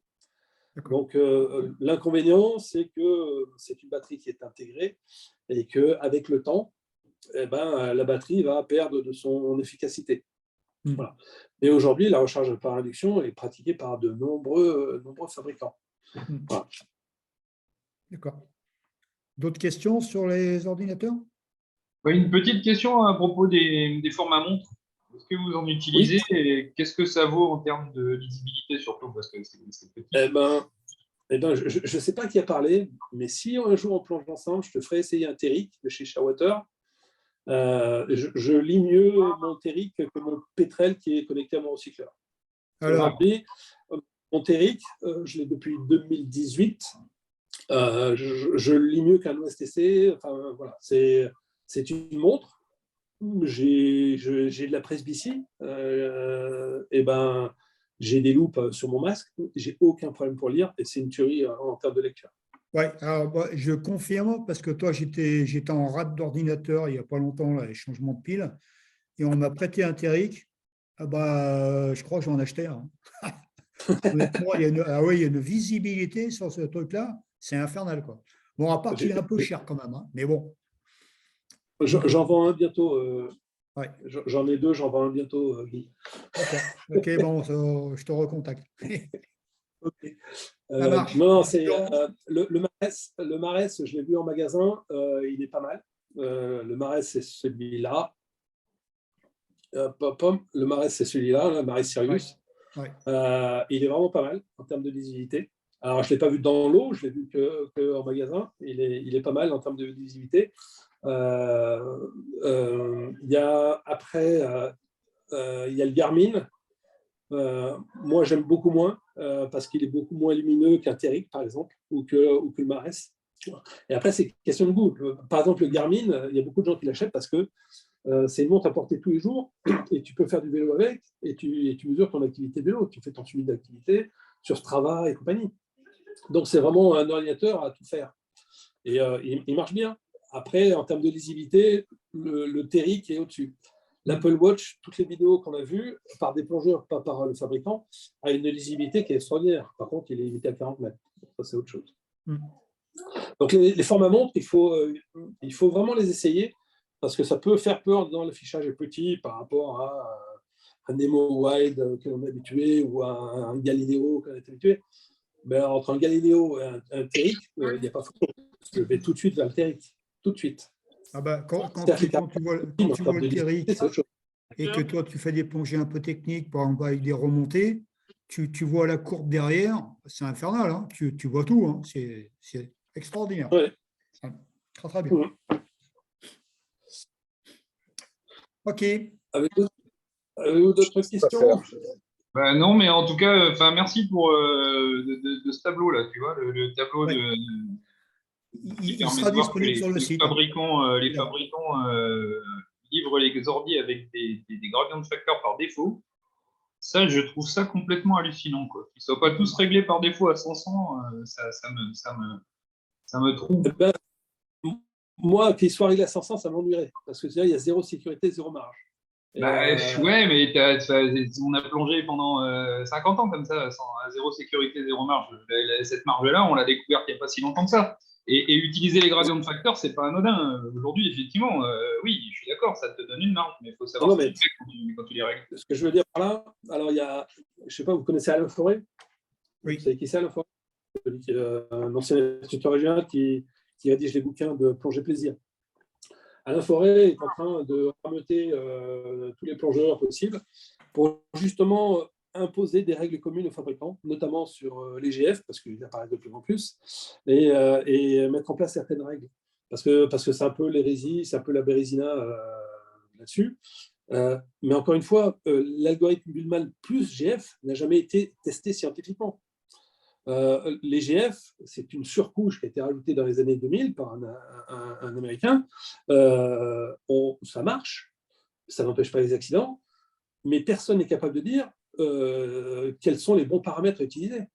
C'est clair. Initialement, les paramètres, les premiers utilisateurs, ils prenaient des paramètres en 10-90 et on y va. En 2006, il y a eu une instructrice qui a cartonné avec son client. Et Gardette avait fait en 2006 un papier sur Subaquois en démontant les gens qui faisaient n'importe quoi avec les sécurisations, les paramétrages. En disant c'est du grand n'importe quoi. Ce que je veux dire par là, c'est qu'aujourd'hui, comme il n'y a aucune règle, chaque fabricant fait comme il l'entend, assume ses choix, avec dans les premières pages des notices, ne plongez pas au-delà de telle profondeur, ne plongez pas avec des paliers, vous allez mourir. Mais chacun fait ce qu'il veut. Et donc ça va être la problématique et ça va être à nous, moniteurs, à un moment donné, de mettre des garde-fous et d'expliquer surtout comment ça fonctionne. Après, les gens font les choix. Moi, quand je fais des formations Trimix, là, on me dit, mais quels paramètres il faut utiliser? Mais j'en sais rien. Moi, j'utilise ça. Je sais que ça fonctionne pour moi. Je te conseille d'aller là-dessus, mais je ne peux pas t'imposer de prendre ce paramètre-là. Par contre, si tu choisis un 30-70, sois conscient de ce que ça veut dire. Voilà. Donc, c'est là où il va falloir c'est exactement ça. Je suis d'accord avec toi. C'est pour ça que je suis très surpris qu'il y ait une livraison par défaut de certains fabricants. Notamment, tu vois, Shunto, là, qui te balance un 30-70. Ouais, mais regarde Heinrich, qui a été le premier, et il est toujours en 30-85. Ouais. D'accord? Voilà. Donc, Divesoft, le polonais, qui a un super ordinateur, qui a depuis des années, et ils sont en 3080. Voilà. Qui a raison, qui a tort, j'en sais rien. Je ne sais pas. Je sais Moi, pas je dire. suis d'accord avec toi, hein. Moi, je suis en 30-80 parce que je sais que ça marche pour moi. Et quand on me pose la question, je donne la même réponse que toi. Je dis, moi, je sais que ça marche pour moi. Maintenant, est-ce que tu peux régler toi? J'en sais rien. Ouais. J'ai une question Donc, sur voilà. qu'en est-il du nouveau process des Doppler personnalisé? Ah, Odaï. Regarde, pof, regarde, ça arrive juste après. Ah ben voilà, donc tu vas avoir ta réponse, Valérie. Voilà. Voilà. Juste ce slide d'après quand on a fini de discuter sur l'ordinateur. C'est bon? Allez, ouais, parce que Allez, ok. c'est super Ouais. intéressant, mais c'est vrai qu'on pourrait y passer des heures. Bon, oui. Mais ça n'empêchera pas de refaire autre chose là-dessus. Ah, je vous montrerai autre chose après s'il y a du temps. Voilà. Alors, après, allez, et ben justement, ça, c'est pas une nouveauté. Il y a des gens ici qui connaissent Odive Ouais. depuis des années, qui l'utilisent, c'est pas une nouveauté. Par contre, si je le présente, c'est parce que c'est quand même la démarche du futur, en tout cas, c'est celle qui est présentée, de dire, et les GF en sont une partie, c'est de dire, on est tous différents en termes de physiologie, et un ordinateur réglé pour l'un ne fonctionne pas forcément pour l'autre, et ben, il va falloir pouvoir mesurer ce qui est mieux pour soi. Et donc, le capteur Odive, il est là pour ça. Il est là pour permettre justement de vérifier, de mesurer si les choix de procédure de décompression qu'on a fait sont bons ou s'ils peuvent être améliorés. Voilà. Donc, beaucoup d'entre vous le connaissent, mais c'est pas grave, c'est vraiment pas une nouveauté, mais c'est le principe que je veux présenter, parce que si c'est pas Odive qui le fait, c'est peut-être un autre qui le fera. Mais en tout cas, on tend vers ça. Le but du jeu, c'est avec le capteur Odive. Donc, le capteur Odive, c'est quoi en fait? C'est un Doppler, la petite boule à gauche. Si, C'est un peut-être. capteur. C'est un capteur Doppler. Est-ce que vous pouvez Donne-lui le couper le micro? Doliprane et puis Attends, on laisse parler Laurent, là, s'il vous plaît. Merci. Donc, c'est un capteur Doppler qui va servir à écouter le passage du sang dans les sous-clavières, les veines sous-clavières, peu importe, après la plongée. Et ces données sont transmises à un téléphone, on va voir ça, et puis ensuite, c'est transmis à un centre de calcul. Alors, je vous montre comment ça marche. Parce que une fois qu'on a fait ces mesures avec le capteur, l'objectif, c'est de mesurer la qualité de sa décompression. Et la qualité de sa décompression, en fait, elle est liée à deux paramètres. Un indice de sévérité. Un indice de sévérité, c'est par rapport au profil de la plongée que l'on a fait. La profondeur maximale, la durée d'immersion, la durée totale de décompression et les gaz respirés. Donc soit on peut rentrer les paramètres à la main, soit on peut directement communiquer le profil de plongée en Bluetooth pour qu'on ait les informations les plus détaillées possibles. Et ensuite, il y a un indice de microbulle. C'est celui qui est mesuré par le capteur. Le capteur va écouter donc, le passage du sang dans les veines sous-clavières et va mesurer le niveau de bruit généré par les microbules qui circulent. D'accord? Et ces deux indices vont former ce qu'on appelle l'indice de qualité. Cet indice de qualité vaut entre 0, votre désaturation est catastrophique, il faut tout changer là, et 100, elle est parfaite. Alors, je vais faire une petite démo. Vous avez plongé, il va vous falloir prendre 2 fois 2 mesures. Une première mesure de la sous-clavière gauche, puis droite, au bout de 30 minutes de plongée, et puis une deuxième mesure à gauche et à droite, 1 heure après la sortie de l'eau. Une fois que vous avez fait ça, que vous avez rempli les paramètres de plongée ou que vous avez importé le profil de plongée en Bluetooth sur votre téléphone. Toutes les données sont sur le téléphone et elles sont transmises à un serveur de calcul qui est en France, près de Toulon. Ce serveur va comparer votre profil à une base de données, une banque de plongée, de plusieurs millions de plongées, issues de la COMEX, issues des militaires, issues de l'industrie, et issues maintenant, puisque depuis 2018, les plongeurs loisirs, les plongeurs non professionnels alimentent aussi cette base de données. va comparer cette plongée avec les plongées qui ont été précédemment faites et avec les incidents qui ont pu avoir lieu lors de ces plongées. En retour, l'ordinateur, le centre de calcule l'indice de qualité et le renvoie sur votre téléphone. Alors, sur votre téléphone, vous avez quoi? Vous avez votre courbe de plongée, vous avez les paramètres de plongée qui sont affichés. Donc là, on a une plongée à 74 mètres, 96 minutes. Vous avez un bar graphe qui vous indique l'échelle d'indice de qualité. Entre 80 et 100, votre désaturation est bien. Entre 50 et 80, c'est moyen. Et entre 0 et 50, c'est à revoir. Vous avez l'indice de qualité. Ben là, il n'est pas bon. 45. Et cet indice de qualité, en fait, il part de 100. Et j'enlève un indice de sévérité. Ben, ma plongée, elle a une sévérité de 26. La sévérité, ça va de 0 à 60. Et ben là, elle est à 26. Et j'ai un indice de bulle qui est de 29. L'indice de bulle, il va de 0 à 40. Pour ceux qui savent, c'est l'indice de Spencer, mais peu importe. Et là, c'est très moyen. Je suis à 3 sur 4, hein, quasiment. Et ben, ces deux composantes font 55 points de perdu sur les 100. Et j'ai mon indice de qualité qui est à 45.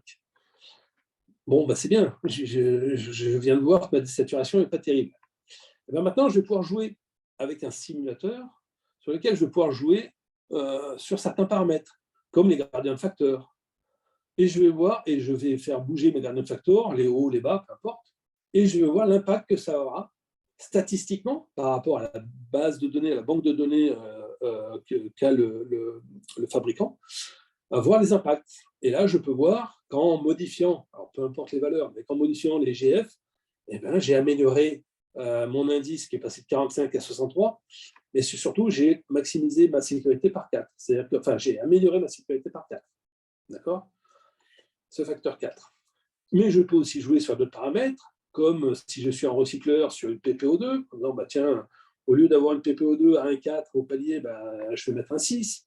Et puis, OK, il m'a dit de sortir, l'ordinateur m'a dit que j'avais fini les paliers, mais si je rajoutais 10 minutes de palier de plus, qu'est-ce que ça donne? Eh bien, ouais, tiens, hop.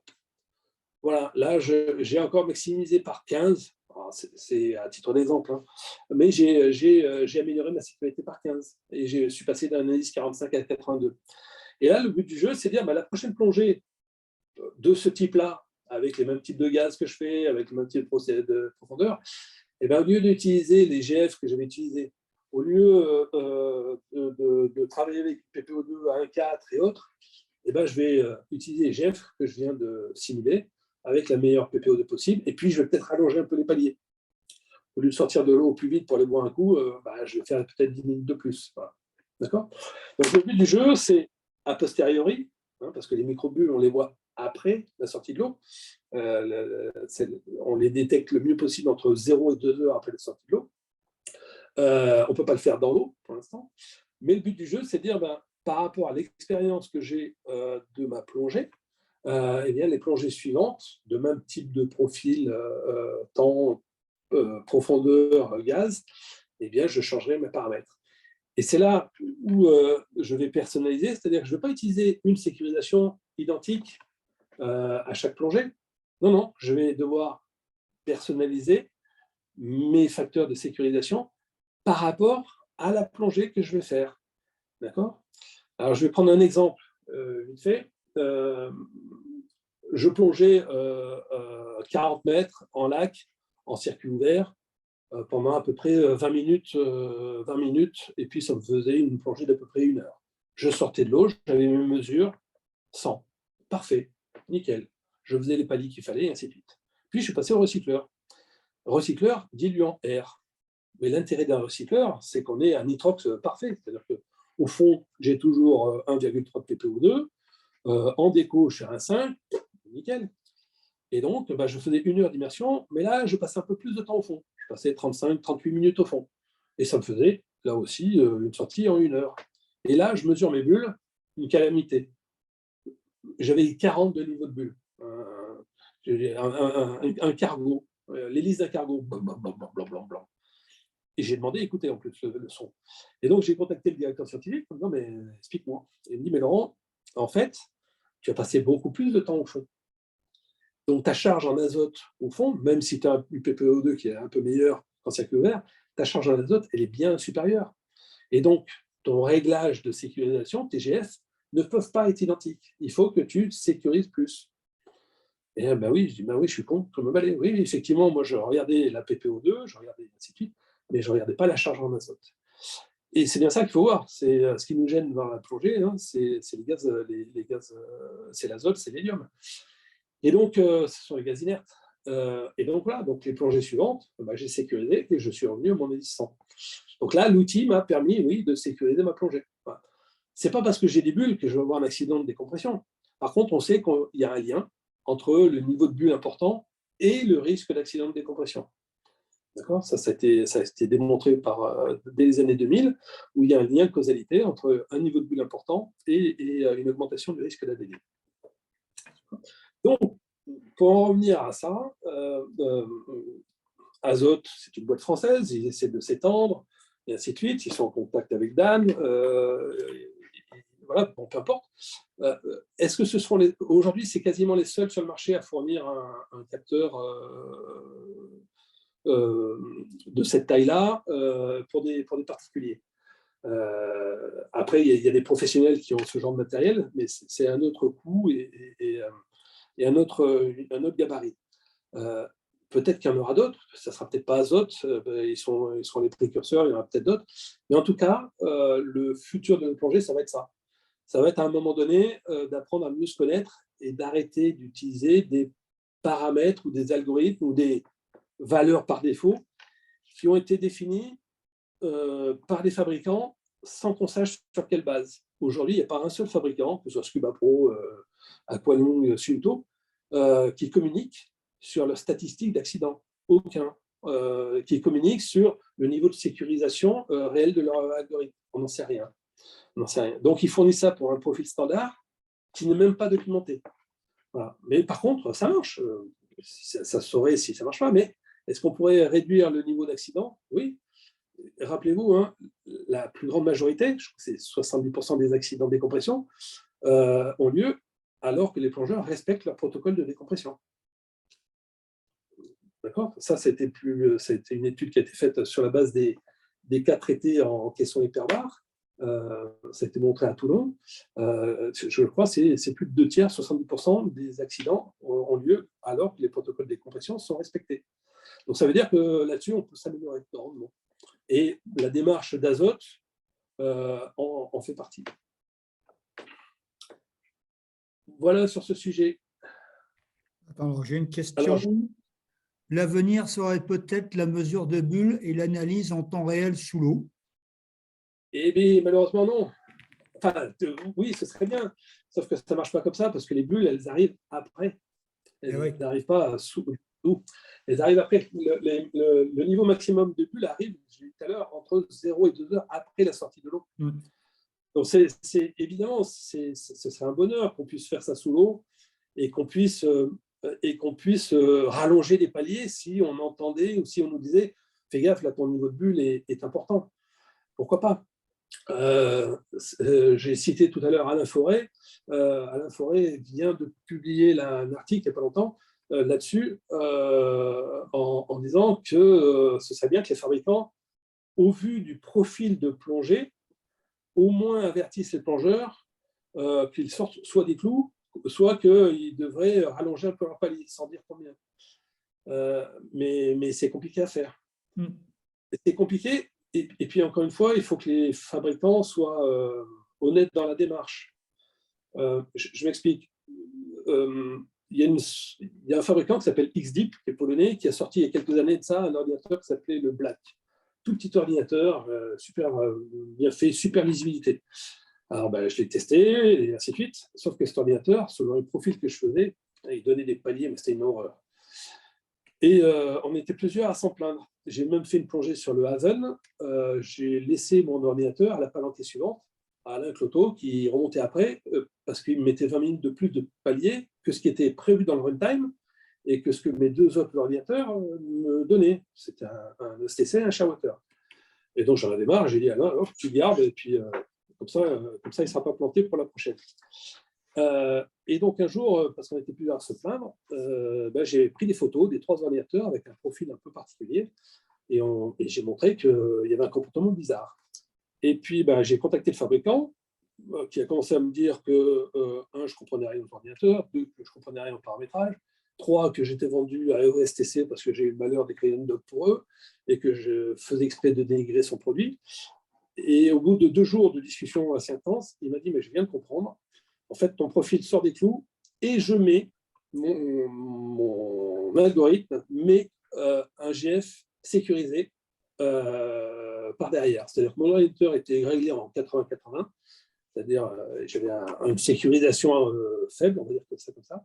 Et bien, sur le profil, la sécurisation passait à 30-70, sans avertir. Parce que l'ordinateur, au vu du profil, avait détecté que ça sortait des clous. Alors, sur le principe, pourquoi pas? Sauf que ça n'était ni documenté, ni on était averti sur l'écran. Donc, du coup, on n'a aucune confiance dans l'ordinateur. Mais qu'est-ce qu'il me calcule? Qu'est-ce qu'il me fait? Et on était plusieurs à se plaindre de ça. Donc, après, le fabricant a communiqué en disant, effectivement, dès lors qu'il y a des profils qui sont inadéquats, avec des yo-yo, ainsi de suite, eh bien, l'ordinateur va sécuriser de lui-même. Donc, sur la démarche, encore une fois, pourquoi pas? Mais encore faut-il que les fabricants soient clairs et qu'à un moment donné, il y ait une base scientifique derrière. Or, aujourd'hui, c'est ce qui manque. Aujourd'hui, c'est ce qui manque, et c'est pour ça que les fabricants, aujourd'hui, font à peu près ce qu'ils veulent, mais surtout ne communiquent pas. C'est-à-dire qu'ils vont vous livrer un ordinateur, et dans les premières pages, vous pouvez les lire, c'est en gros, ne plongez pas, c'est dangereux, vous allez mourir. Mais ce n'est pas de notre faute. D'accord? Donc, c'est suivez ce que vous ont écrit, vous ont dit vos moniteurs, mais surtout, essayez de plonger sans palier, surtout ne faites pas plus de 2 plongées par jour, et ainsi de suite. Et donc, il y a toute une liste de réserves qui permet aux fabricants de se dédouaner en cas de pépin. Attends, j'ai encore une autre question. Non, c'est Valérie te dit merci. Voilà. C'était très intéressant ce que tu viens de dire. C'est vrai que ça confirme beaucoup de choses. Les ratés? Je peux passer à la suite? Allez, les ratés. Alors, les ratés. Les ratés, il y en a quelques-uns quand même. Et je vais en parler d'un premier qui est les ratés sur l'affichage tête haute. Alors, il y a un premier fabricant qui a fait ça il y a déjà plus de 10 ans, c'était Oceanic, qui avait mis en place un masque, le data mask, avec, je ne sais pas si vous voyez sur l'image en bas, avec l'affichage des données de plongée, profondeur, temps, les paliers, l'anneau d'écho, tout. Voilà. Sauf que, c'était cher, 2, l'ordinateur, le masque était assez lourd, et peut-être qu'ils étaient en avance de phase, en tout cas, Oceanic a arrêté ça il y a 10 ans. Pour autant, on a des fabricants qui continuent. Et on a le Talatou. Je ne sais pas si vous avez déjà vu un Talatou sur vos bateaux. Moi, non. Et pourtant, il est toujours commercialisé. Alors, il n'est pas donné, peu importe. Alors, le Talatou, c'est quoi? C'est un ordinateur que vous mettez au-dessus de votre masque avec un bandeau. Donc, vous mettez votre masque et vous mettez le Talatou avec un bandeau, un peu comme avec les bandeaux de GoPro, et vous faites arriver l'affichage tête haute, c'est la petite vitre, au niveau de votre masque. Et là, sont projetées sur la vitre, sont projetées les informations de décompression. Voilà. C'est toujours commercialisé, mais aujourd'hui, ils commercialisent quasiment en direct. Il y a très très peu de magasins qui commercialisent. Je ne sais pas comment ils arrivent à vivre. Je ne sais pas. En plus, c'est lourd. Pour l'avoir pris en main, c'est assez lourd. Donc, ce n'est pas forcément très, très confortable. Et puis, vous avez Scuba Pro, qui a sorti son HUD. L'affichage est le même que sur les G2. Et là, ça vient se greffer carrément sur le masque. Mais là aussi, ça coûte une blinde, ça coûte 1 200 €. Voilà. Et ça, c'est toujours au catalogue, mais là, pour le coup, ils n'en vendent pas. Alors après, je vous laisserai parler pour voir si vous en avez déjà vu. Pas beaucoup. Ce n'est pas pour autant que les HUD ne marchent pas. Il y a un HUD, celui de Shearwater, qui s'appelle le NERD, qui vaut très cher, il vaut 1 600 €. Et ben lui, on le voit. Mais on le voit plutôt sur des plongeurs techniques, des plongeurs recycleurs, où le HUD est mis sur la boucle. Et là, oui, là, ça équipe pas mal les plongeurs techniques. Mais ce sont des plongeurs qui, au vu de leur plongée haute, veulent mettre des moyens, veulent mettre de la sécurité, et le HUD est potentiellement un élément de sécurité. Mais sur des plongées en bouteille, 15 litres et autres, j'en vois pas. Je vois pas de plongeur avec ce matériel-là. Donc, c'est vraiment réservé à une niche.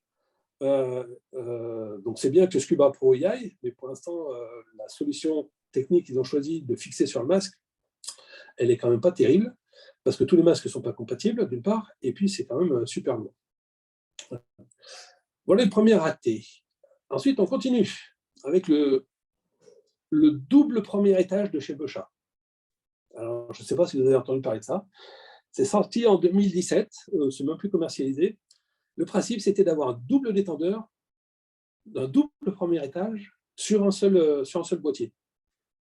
Alors, on peut se dire, mais à quoi ça sert? L'objectif de Bochat, c'était de dire, voilà, si vous avez une assistance à faire à 50 mètres sur un seul premier étage, les plongeurs risquent de devoir tirer dessus, le confort respiratoire risque de ne pas être terrible.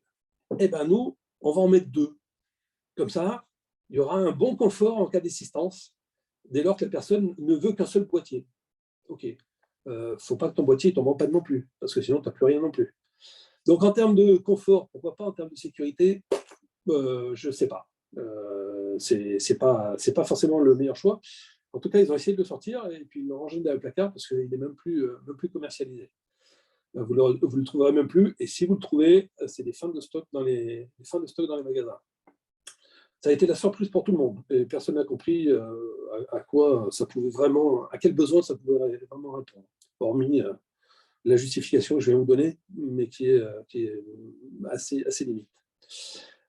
Ensuite, un autre produit qui a marché un certain temps, c'est le drone sous-marin. Drone sous-marin, l'objectif, c'était que vous puissiez vous prendre en photo, que vous puissiez être suivi, que vous puissiez vous filmer vous-même en plongée et filmer vos exploits. Alors, autant ça peut se comprendre dans des activités qui bougent ou autres, autant en plongée, se filmer, c'est bien, mais au bout de 20 minutes, on se regarde dans l'eau à palmer 3 fois par minute et à regarder une urène pendant 2 minutes. Du coup, ça n'a pas marché. Et en fait, la boîte a arrêté sa commercialisation en 2022, a été rachetée. Et en fait, le racheteur, lui, se focalise maintenant sur le marché industriel et les militaires, parce que là, pour le coup, il y a beaucoup plus de cas d'usage que dans la plongée des particuliers. Et enfin, je vais finir par Paralens. Paralens, c'est la caméra sous-marine. Elle n'avait qu'un seul usage, c'était filmer sous l'eau. Et elle avait comme intérêt, elle était spécialisée, de pouvoir afficher la température, la profondeur et de fournir de belles images. Je sais que parmi vous, il y en a quelques-uns qui en avaient. Et bien, Paralens a fermé boutique fin 2022. Donc, ils assurent le suivi, mais c'est fini pour eux. Et donc, c'est dommage, parce que là aussi, ils étaient un peu précurseurs, parce qu'évidemment, il y a GoPro, évidemment, il y a les autres, mais c'est des caméras qui sont multi-usages. Eux, encore une fois, on est sur un marché de niche avec la plongée. Ils s'étaient vraiment spécialisés en plongée. Mais les premiers modèles ont subi pas mal de retours. Il y a eu beaucoup d'échanges gratuits et autres. Et ça, financièrement, ça a coulé la boîte, malheureusement. Voilà, c'est quelques exemples de ratés.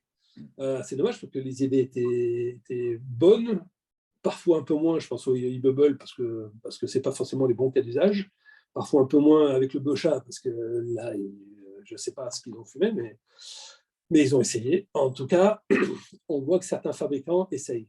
Mais dans ce que je vous ai montré, il y a aussi des petits fabricants, mais il n'y a pas forcément les gros. Voilà, j'en ai fini avec les ratés. Est-ce que vous avez des remarques là-dessus? Ou pas? C'était pour finir avec un autre point de vue. C'est bon, Donc, pas de questions là-dessus, pas de remarques? Oui, alors je vais finir avec une petite synthèse en disant qu'en fait, ce que vous avez pu voir, c'est qu'il y a vraiment assez peu d'innovations marquantes dans le matériel de plongée. Il n'y en a déjà pas beaucoup avant, et puis alors le Covid n'a pas arrangé l'affaire. Alors, je vous ai dit, hein, déjà, on est sur un marché de niche. La population de plongeurs, elle n'est pas énorme. Les volumes d'achat sont assez limités. C'est-à-dire que les plongeurs n'achètent pas. Enfin, il y en a un qui peuvent acheter dès qu'un nouveau modèle sort. Mais en général, les détendeurs ont 10 ans, 15 ans. Les ordinateurs, on essaie de garder le plus longtemps possible. Pareil pour les combinaisons. Donc déjà, on a des volumes d'achat limités. Ensuite, il y a eu une augmentation du coût des matières premières, une augmentation des composants électroniques qui ont fait exploser les tarifs. Donc là, les gens font attention. Parce que même si les coûts de production ont augmenté, les fabricants derrière ont bien mis une bonne augmentation aussi. Et comme toute innovation, ça coûte de l'argent. Les coûts d'innovation sont élevés. Et donc, les professionnels, aujourd'hui, depuis le Covid, là, moi, j'ai regardé à peu près toutes les nouveautés qui sont sorties depuis 2020, là, mais il n'y a rien. Il n'y a vraiment pas grand-chose. Ce qu'ils font, c'est qu'ils améliorent l'existant. Donc, telle combinaison, je sors la V2, tel stable, je sors la V2, et ainsi de suite, j'améliore. Voire, je rebadge. Aqualung est très bon pour ça. Hein. Le Titan qui a été renommé Core, qui est maintenant renommé Helix, c'est le même. C'est exactement le même. Mais à chaque fois, c'est présenté comme étant une nouveauté. Non, ce n'est pas une nouveauté, c'est un rebadgeage, alors qu'il n'y a rien de différent. Et ces grands fabricants, en fait, ils n'innovent pas, et ils préfèrent laisser les autres innover. Et qui innove la plupart du temps, c'est les petits. Et c'est quand les petits ont commencé à se déployer que, pourquoi pas, le marché devient mature, ou en tout cas ouvre un œil un peu plus intéressé, que ces grands fabricants arrivent. Et on voit ça donc, typiquement avec les ordinateurs, où là, on a une vraie convergence des fabricants vers des ordinateurs couleurs, ce qui n'était pas le cas avant. Il y avait Mares qui avait sorti l'Icon, et puis après, les autres, il n'y a rien. Chez Cressy, il n'y a pas un ordinateur couleur. Après, Sunto s'y est mis, Scuba Pro s'y est mis tout doucement, et maintenant, ils y vont pour de bon. Voilà. Et il y a cette évolution-là de la couleur, et puis il y a l'évolution vers l'algorithme Bullman dont j'ai parlé tout à l'heure, avec les GF pour personnaliser. Voilà. Donc, ce que je disais tout à l'heure, c'est que est-ce que c'est un vrai mouvement de fond ou est-ce que c'est un effet de mode? J'en sais rien.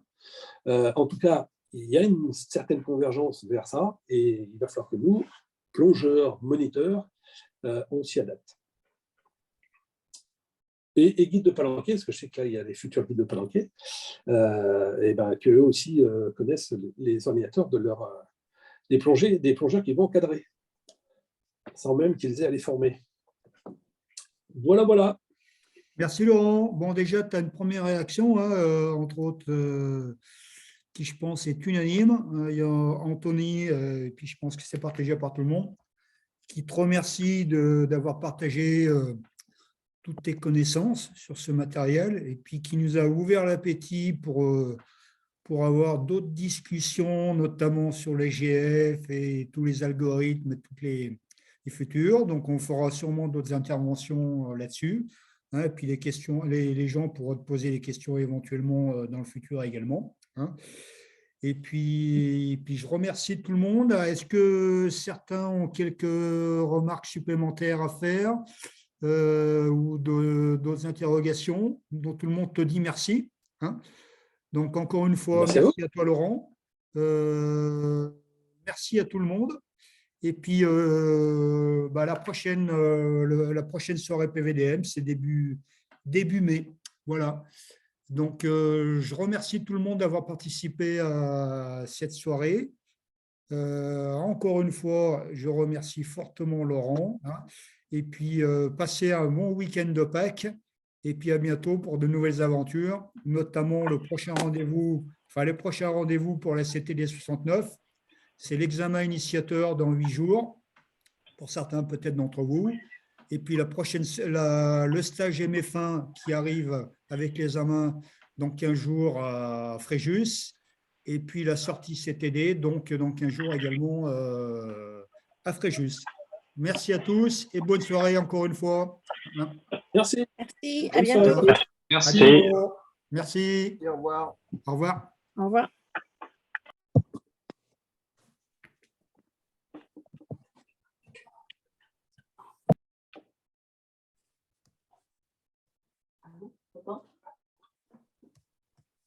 Bonsoir, mon général. Ça va, mon général? Allez, à plus. À plus. Salut. Allez.